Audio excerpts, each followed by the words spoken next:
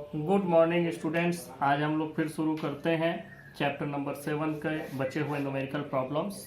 देखते हैं question number 16 7.16। देखो बहुत बढ़िया क्वेश्चन है, कॉम्पिटेटिव भी है।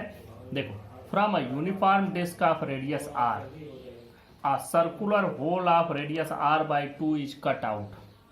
The center of the hole is at r by 2 from the center of original disk. Locate the center of gravity of the resulting flat body.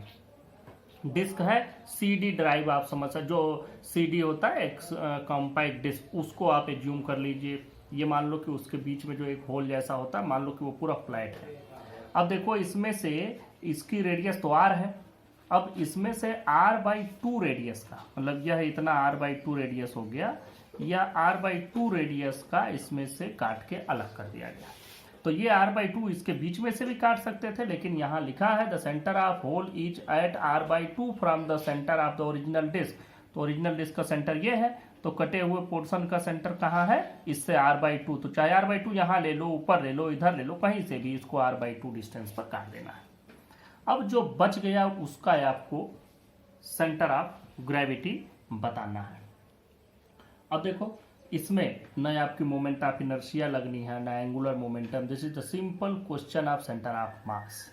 अब इसमें हम लोग आगे बढ़ते हैं और इस क्वेश्चन को सॉल्व करते हैं। इसके सॉल्व करने के लिए सबसे पहले हम लोग एज्यूम कर लेते हैं कि इसके मास की जरूरत हमको पड़ेगी। हमारे पास मास तो है नहीं, लेकिन हमारे पास एरिया है सबकी। तो हम मान लेते हैं कि लेट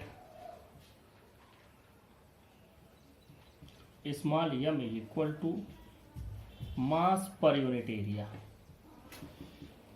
ये हमने इसमें एज्यूम कर लिया। अब देखो, मास ऑफ ओरिजिनल डिस्क कितना हो जाएगा। मास ऑफ ओरिजिनल डिस्क, इसकी वैल्यू हो जाएगी, इसको मान लो m1, और ये वैल्यू हो जाएगी इस पूरे का एरिया, मतलब πr² इंटू स्मॉल m। अब जो काट करके निकाल दिया गया, मास ऑफ होल कट, हम लोग इसको लिख सकते हैं मास ऑफ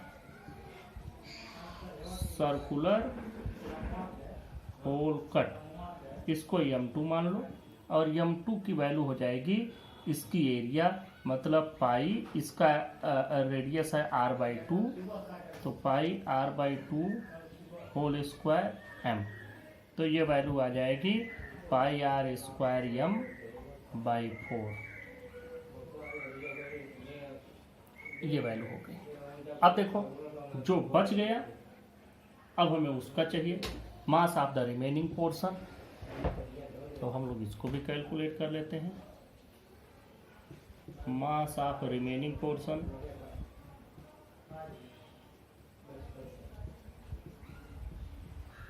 इसको मान लो m3। ये कितना होगा, टोटल जो मास था एंटायर डिस्क का, उसमें से जो कट गया उसको अब बाहर कर दो, वही बचा। तो πr² m माइनस ये कैपिटल R है, ये ध्यान दें, इसका रेडियस R है, तो ये कैपिटल R लिखेंगे हम लोग। तो πr² m minus πr² m divided by 4। तो ये जब करोगे तो वैल्यू आ जाएगी 3/4 πr² m। ये वैल्यू आपको मिली। तो अब हमारे पास सबके मास हो गए हैं।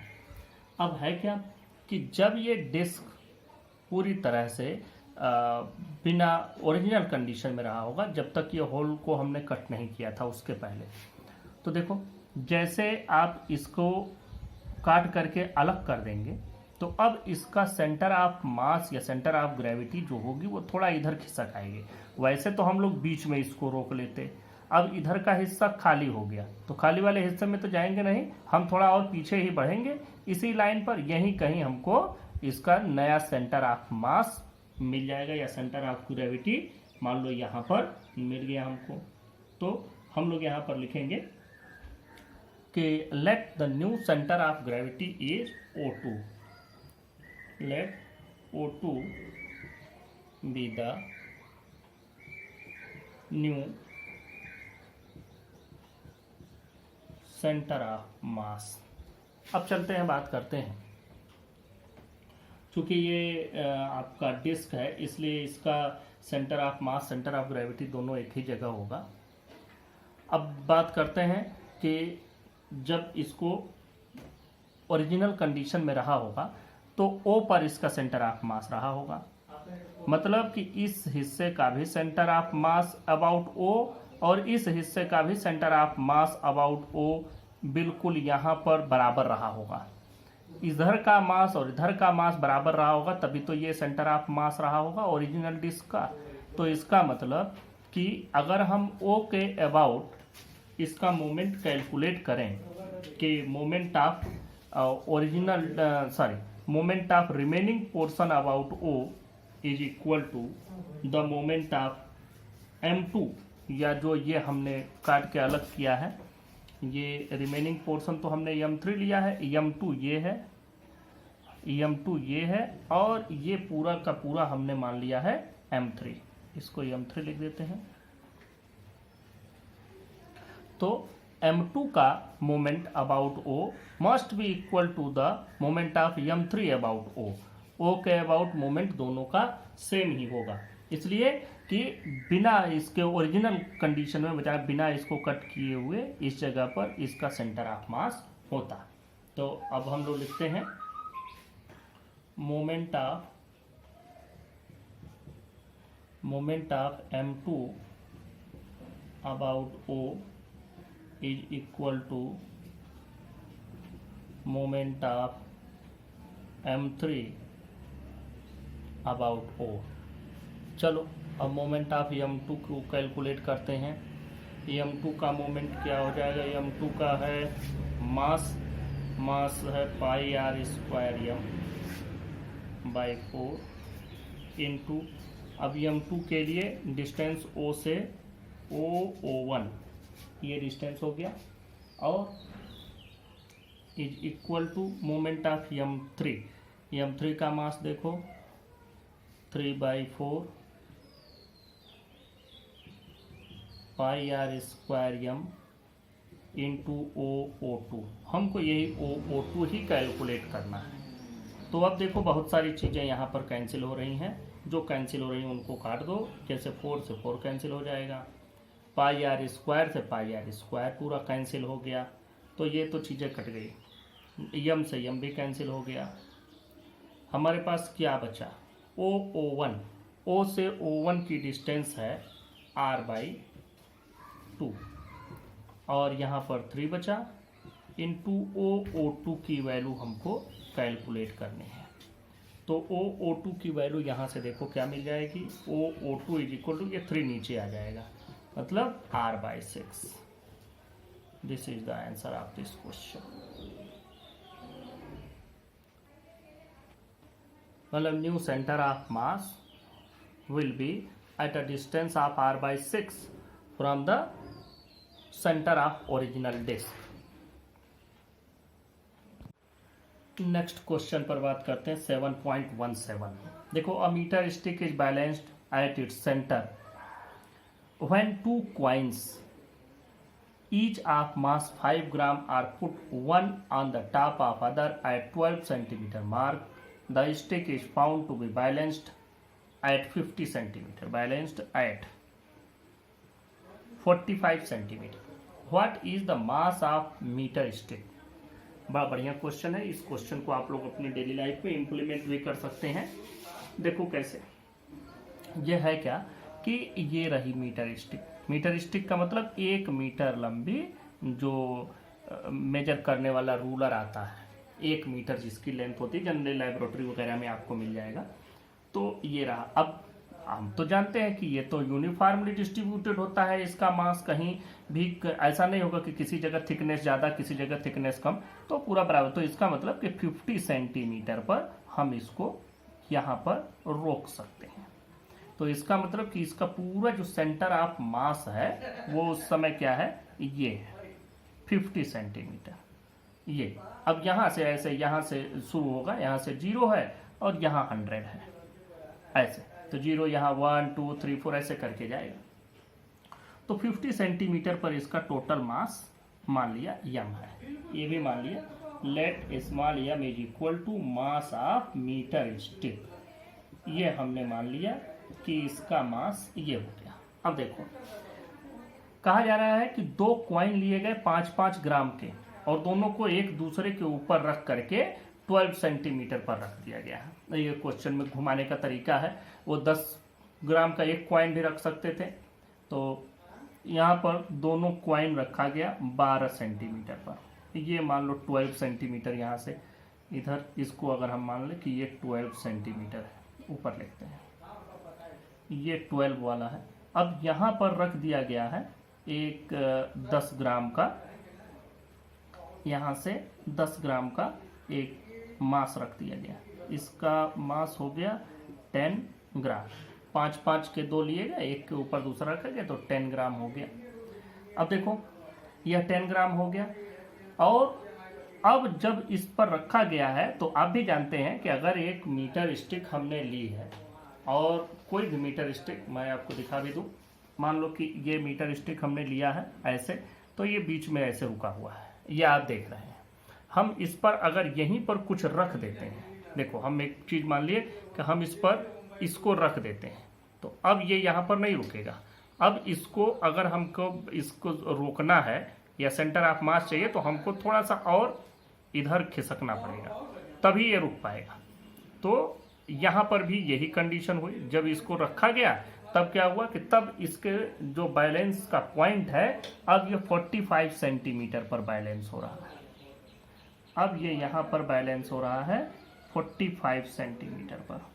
इसके पहले 50 सेंटीमीटर पर बैलेंस था, वो तो सभी लोग जानते हैं बीच में होगा, लेकिन यहाँ अब 45 पर बैलेंस हो रहा है, मतलब इसके लेफ्ट साइड का जो मोमेंट होगा वो इसके राइट साइड के मोमेंट के बराबर होगा। और इधर कौन कौन सा मोमेंट है, इधर तो इसका ये है और इधर ये 10 ग्राम है। तो इसका मतलब कि इस पॉइंट का अबाउट अगर मोमेंट कैलकुलेट करें, लेफ्ट साइड राइट साइड दोनों बराबर होंगे तभी इस पॉइंट पर बैलेंस होगा। तो अब हम लोग लिख लेते हैं from principle of moment, from principle of moment. बहुत आसान क्वेश्चन है, कोई दिक्कत नहीं है। ये 10 ग्राम का हो गया, तो 10 हम लोग ग्राम में ही कैलकुलेट कर रहे हैं तो ग्राम में ही हमको मिल भी जाएगा। ये 10 ग्राम की वैल्यू हो गई। और ये 10 ग्राम की जो वैल्यू रखी गई है 5 + 5, 10 ग्राम की वैल्यू इंटू इसकी डिस्टेंस देख लो कितनी है। ये 10 ग्राम कहाँ से कहाँ है, 45 पर ये बैलेंस हो रहा है और ये 12 पर है, तो मतलब 45 - 12 ये इतनी डिस्टेंस इसके बीच में होगी, इज इक्वल टू। अब देखो इधर की ओर क्या है, इधर की ओर इसका मास है जो मास ऑफ मीटर स्टिक है, और ये कितनी दूर पर है 5 सेंटीमीटर पर। 5 डायरेक्ट ना लिखो जिससे समझ में भी आता रहे। 50 - 45 ये वैल्यू। अब बस आपको कुछ करना ही नहीं है, बस इसको सॉल्व कर देना, ये वैल्यू आपको मिल जाएगी। अब देखो 10 इंटू, जब इसको आप डिडक्ट करेंगे तो ये वैल्यू आ जाएगी 33 is equal to m into 5। तो यम की वैल्यू कितनी हो गई, 10 इंटू 33 डिवाइडेड बाई 5, मतलब 66 gram. 66 gram is the mass of the original metre stick. इसका इम्प्लीमेंट मैंने बताया था घर में कर सकते हैं। जैसे मान लो तुम्हारे पास कोई सिक्का हो, उसका मास तुमको पता हो, और कोई इस तरह की मीटर स्टिक है, इसका मास आपको कैलकुलेट करना, तो आप जानते हैं कि ये कहाँ पर रुकेगा। ये जैसे 30 सेंटीमीटर का मीटर स्टिक अगर आप लेते हैं तो वो कहाँ से कहाँ तक होता है, 15 सेंटीमीटर पर रुकेगा। आप किसी भी एक पॉइंट पर उस कॉइन को रख दीजिए या कोई नोन क्वांटिटी आप मास रख दीजिए और देखिए कि अब कहाँ बैलेंस हो रहा है, बस वहाँ से आप इसी फार्मूले से कैलकुलेट कर लेंगे, इस मीटर स्टिक का मास आपको मिल जाएगा। This is the answer of this question. Next question पर चलते हैं 7.19 19th क्वेश्चन है। देखो इसमें कह रहे हैं a hoop of radius, hoop मतलब एक सिलेंडर मान सकते हैं, of radius 2 metre and mass 100 kg rolls along horizontal floor so that its centre of mass has a speed 20 centimetre per second, how much work has to be done to stop it. देखो कोई भी चीज़ अगर चल रही है, जैसे ये ऐसे चल रहा है, तो इसको रोकने के लिए हमको उतना फोर्स, उतना वर्क डन करना पड़ेगा जितना इसका काइनेटिक एनर्जी है। चूँकि इसमें रोलिंग मोशन है, रोलिंग मोशन में दो चीज़ें, अगर ये सिंपल ट्रांसलेशनल मोशन होता तो बात अलग होती, लेकिन इसमें रोटेशनल मोशन भी है, ट्रांसलेशनल भी है। मतलब ऑब्जेक्ट यहाँ से यहाँ भी आ रहा है, रोल करते हुए आ रहा है, तो इसमें रोटेशनल काइनेटिक एनर्जी और ट्रांसलेशनल काइनेटिक एनर्जी दोनों होगी। तो हमें दोनों का सम चाहिए। तो हम लोग देखते हैं वर्क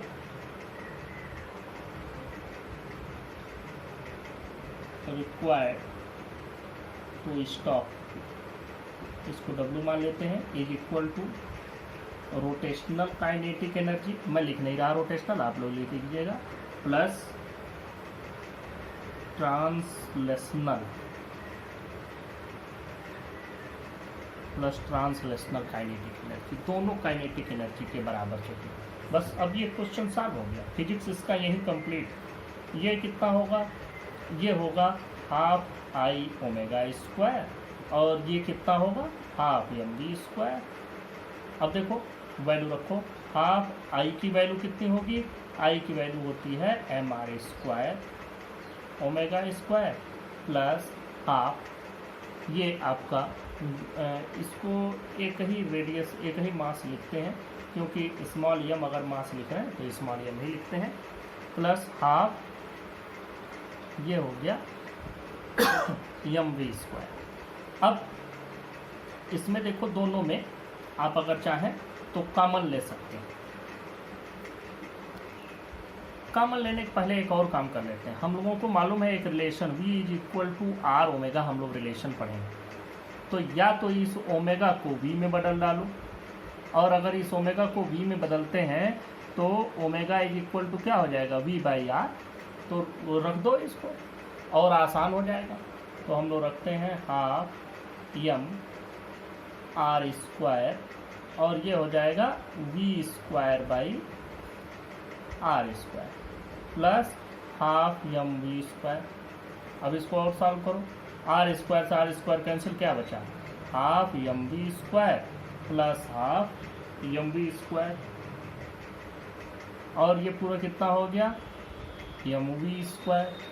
और एम की वैल्यू कितनी दिया है, एम की वैल्यू दिया है 100 kg, ये हो गया 100, इसको इरेज कर दीजिएगा नहीं तो कंफ्यूज हो जाएंगे। यह 100 kg हो गया।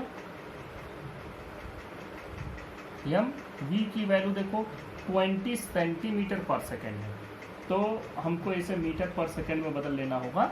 तो 20 सेंटीमीटर का मतलब हो गया 20 बाई 100 मीटर पर सेकेंड। और जब इसको मल्टीप्लाई करेंगे तो वैल्यू आपकी किस में आएगी, ये इसमें एक चीज़ ध्यान देना, V स्क्वायर है तो ये V का होल स्क्वायर है।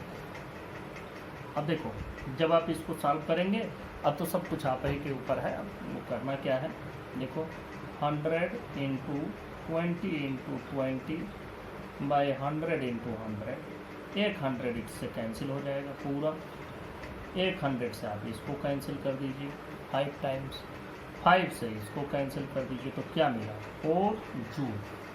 This is your answer. Question number 7.21, देखो ये क्वेश्चन बहुत बढ़िया क्वेश्चन है, my favourite question. A solid cylinder rolls up a plane inclined at an angle 30 degree. At the bottom of the plane, the center of mass of cylinder has a speed of 5 meter per second. How far will the cylinder go up the plane and how long will it take to return to the bottom?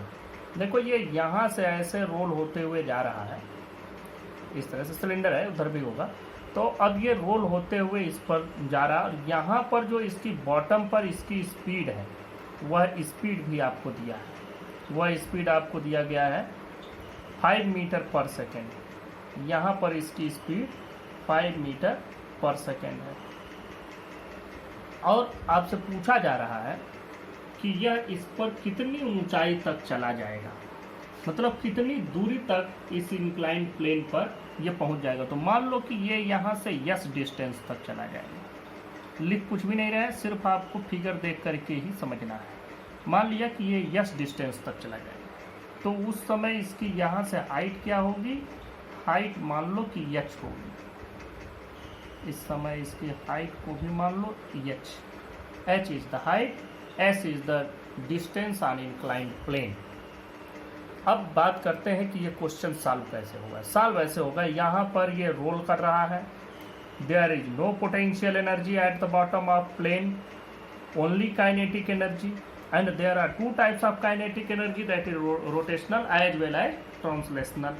Both kinetic energy exist at the bottom, but at the top जैसे जैसे ये ऊपर चढ़ता चला जाएगा इसकी velocity घटती जाएगी घटती जाएगी घटती जाएगी और एक पॉइंट पर पहुंच करके ये बिल्कुल रुक जाएगा।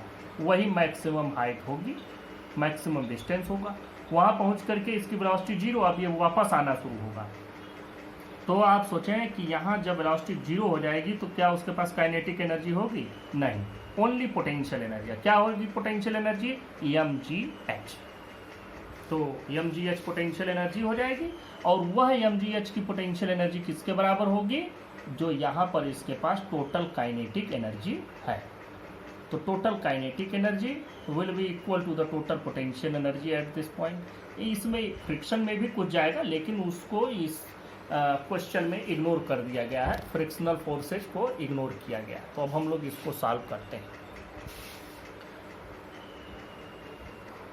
देखो इतना लिख भी दिया मैंने। Let the cylinder moves up to point P, P point को मान लिया, on the inclined plane which is at a distance S and height H from ground. अब देखें, लिखते हैं total kinetic energy, total kinetic energy at bottom is equal to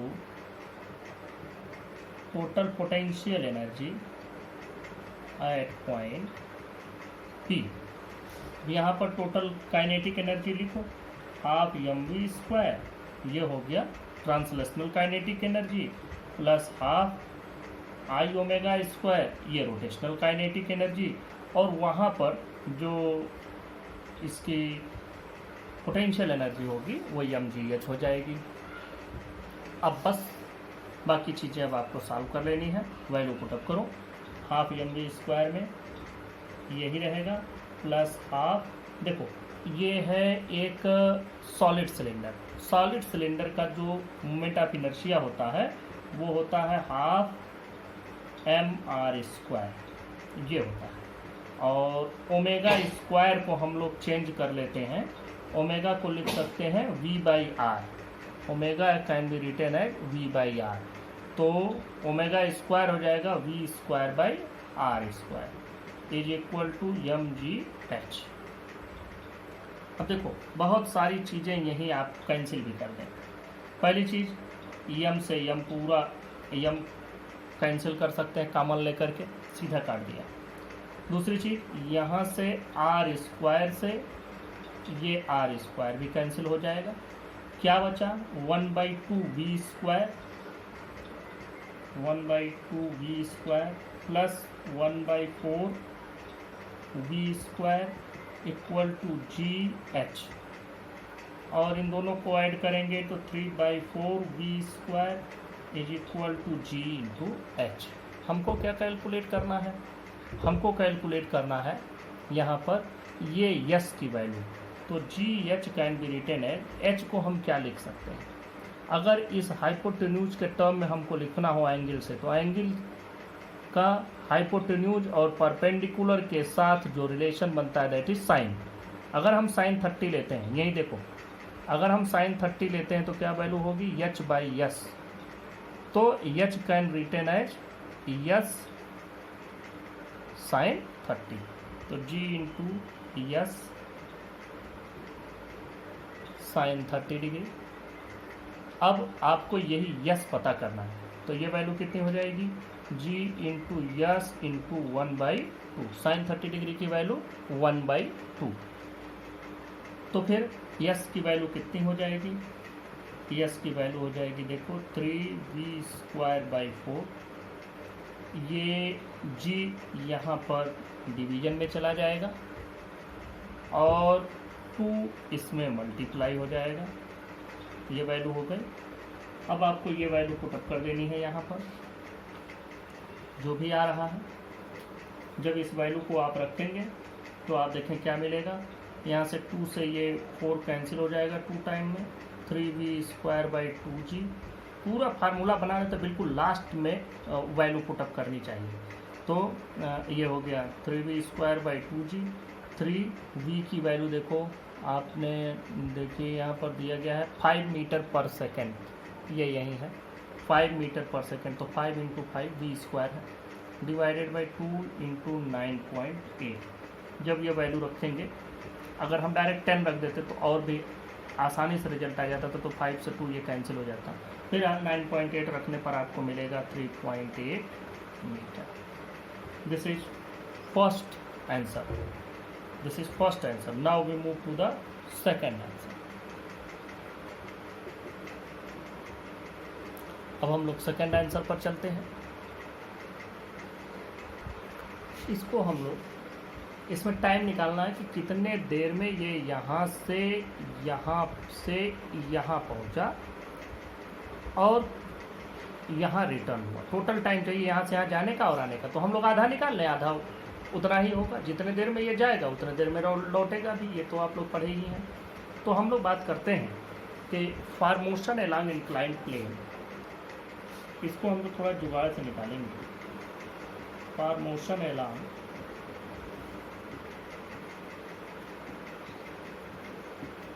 inclined plane. अब इस inclined plane पर मोशन के लिए for upward motion along हम लोग लिखते हैं इसको। फॉर अपवर्ड मोशन लिखेंगे तब ज़्यादा सही समझ में आएगा, क्योंकि ये तो मोशन अलोंग तो इसमें पता नहीं चल रहा है। फॉर अपवर्ड मोशन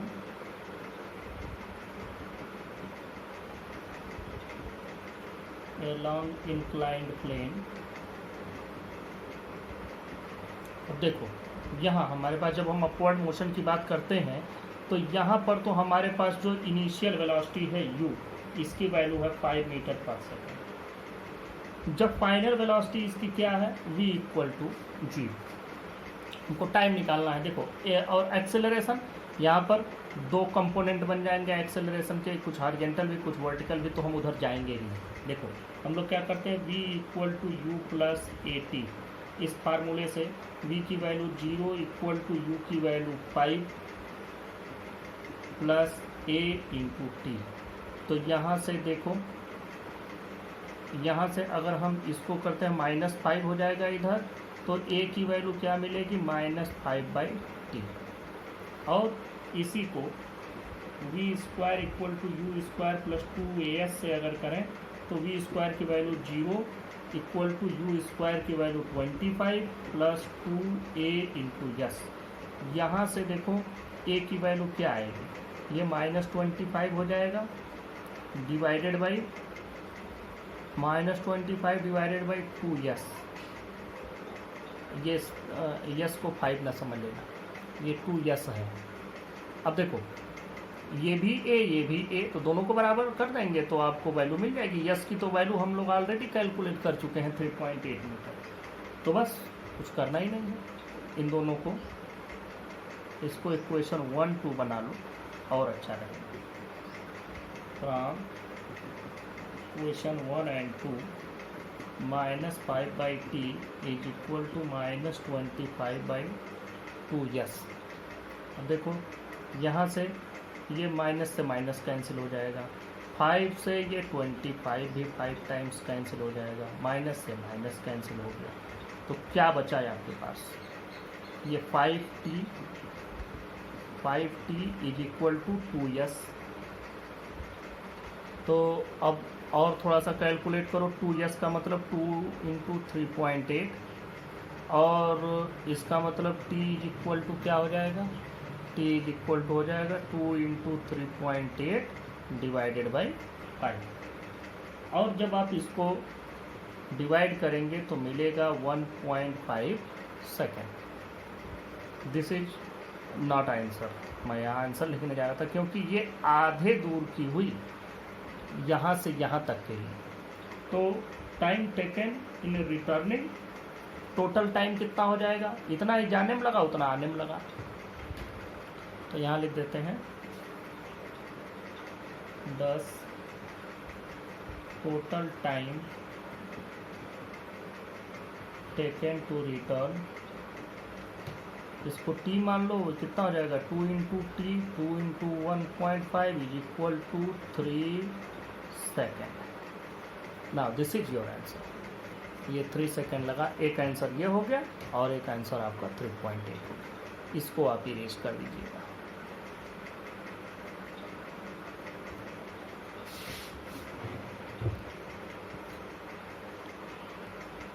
अब क्वेश्चन देख लेते हैं 7.20, 21 बता दिया। ये क्वेश्चन नंबर 28 है, इसको हमने दया करके छोड़ दिया था, बड़ा साधारण सा क्वेश्चन है, लेकिन फिर आप इजी है तो भी लगा लेते हैं। देखो दिया है कोई ऑब्जेक्ट है, यहाँ ऑक्सीजन मॉलिक्यूल दिया है, कुछ भी है, उसका मास इतना है, उसकी मोमेंट ऑफ इनर्शिया इतनी है, उसकी वेलोसिटी इतनी है, और ये भी दिया जा रहा है कि उसकी रोटेशनल काइनेटिक एनर्जी उसके ट्रांसलेशनल काइनेटिक एनर्जी का 2/3 है। इतनी चीज़ें दी गई है क्वेश्चन में और पूछा जा रहा है what is the average angular velocity of the molecule. तो आपको ये क्वेश्चन सॉल्व करना है, आपको ओमेगा की वैल्यू कैलकुलेट करनी है। देखो बहुत आसान क्वेश्चन है, कुछ करना ही नहीं है, जो बतावें हम। रोटेशनल काइनेटिक एनर्जी क्या होगी, हाफ आई ओमेगा स्क्वायर, और ये हो गया 2/3 of half M we square. ये 2 से 2 काट दीजिए, बच गया एम वी स्क्वायर बाई 3। और अगर हम ओमेगा स्क्वायर की वैल्यू कैलकुलेट करें तो हमको मिलता है ये 2 ऊपर चला जाएगा, एम वी स्क्वायर बाई 3 आई। ये वैल्यू हो गई ओमेगा स्क्वायर की। अब आपको कुछ इसमें करना ही नहीं है, सिर्फ और सिर्फ वैल्यू पुटअप करना है। तो ओमेगा की वैल्यू क्या हो जाएगी, square root of 2 m we square divided by 3i। Value put up कर दीजिए। 2 मास आपके पास है ही, 5.30 इंटू 10⁻⁻26। वी स्क्वायर की वैल्यू हो जाएगी 500 इंटू 500। ये हो गया 2 m we square divided by 3 into I. I की वैल्यू होती है, दिया है 1.94 इंटू 10⁻⁻46। Now it's your job to solve it properly. I am writing just the answer. Answer इसका ओमेगा का वैल्यू आपको मिलेगा 6.75 इंटू 10⁻12 रेडियन पर सेकेंड। इस तरह के क्वेश्चन सॉल्व करना भी आपको सीखना है। अब ये पावर ऊपर ले जाओगे तो ये पॉजिटिव हो जाएगा, 46 में से 26 डिडक्ट कर दो, क्या बचेगा, ऊपर 10⁻20 बचेगा। फिर ये 2 0 इसके भी हैं, तो ये भी 10,000 हो गया। तो 20 और ये इसके ऐड करोगे तो कितना हो जाएगा 10⁻4, ये 4 0 हटा करके 10⁻4 हो गया। तो 10⁻24, 24 का स्क्वायर रूट हो गया 10⁻12 और बाकी सबका 6.7। This is your answer. और इसी के साथ हम लोगों ने इसके लगभग ज़्यादातर न्यूमेरिकल सॉल्व कर लिए हैं। Now we will discuss chapter number 8 from the next lecture. Thank you.